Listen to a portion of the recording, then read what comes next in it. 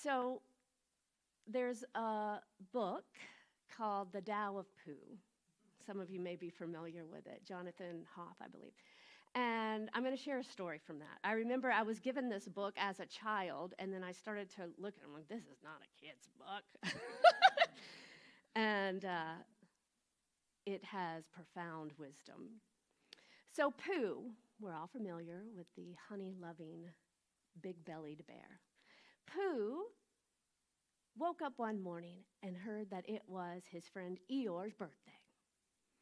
So he went home and tried to find a suitable present to bring to his friend. Piglet also wanted to give Eeyore something, so he too went home to find something special.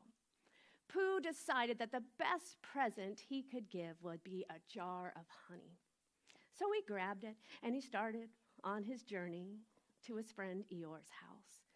But along the way, probably a butterfly came by or a little bee landed on a flower, so Pooh stopped and engaged with the flower and then realized he was a little hungry. Started eating some of the honey. Sat there, ate all the honey in the jar, and then had a moment again of, what was I doing with this jar? Oh, right, it's Eeyore's birthday. I just ate all the honey. But he was willing to pivot. And he thought, you know what? Instead of panicking, this jar would make a really good gift for Eeyore.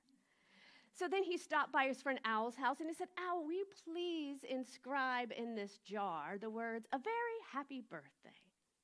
And then he brought it to Eeyore.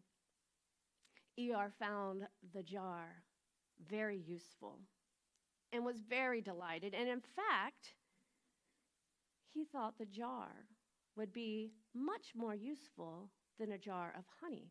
Eeyore didn't like honey much. It would have sat on his shelf being nothing but a jar of honey collecting dust. And then Piglet showed up with some flowers he picked. Oh, and he put the flowers in the jar and had a beautiful gift. What does this teach us? Well, first of all, admit it. Some of you, myself included, thought, well, wasn't that a little selfish of Pooh? Like, he should have stayed focused and not eaten, given over to his desires, and forgot what he was doing. So first noticing, right, where do we have judgments?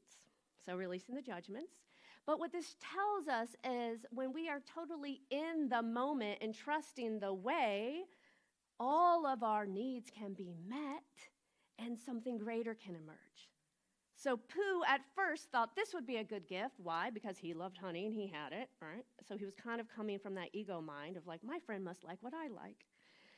But then Pooh got caught up in the moment as he is so wonderfully able to do.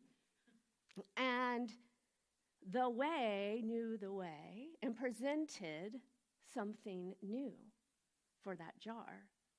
And it ended up being the perfect gift. So this is an example of a moment by moment living in the flow, right?